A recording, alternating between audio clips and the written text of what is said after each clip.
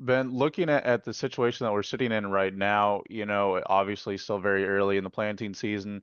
I think USDA's most recent numbers showed corn being 12% planted throughout the country, soybeans less than 10%.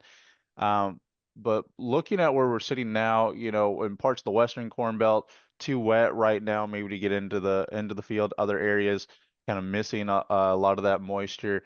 So, at what point might we see some of these upward adjustments happen as we see maybe planting delays push into May? I know still early season, but something that is the market's going to be primarily watching as a factor.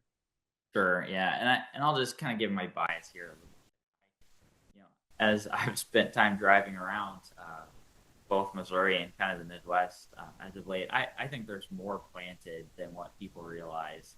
It might not Hey, be coming up yet, but I do actually think there's quite a bit more planted, and so uh, I think now some of the questions are going to come in is how do these isolated storms that don't seem all that isolated, they seem pretty broad and big, but just like at the beginning of the month when southeast Missouri and western Kentucky got 12 to 14 inches of rain and it caused flooding.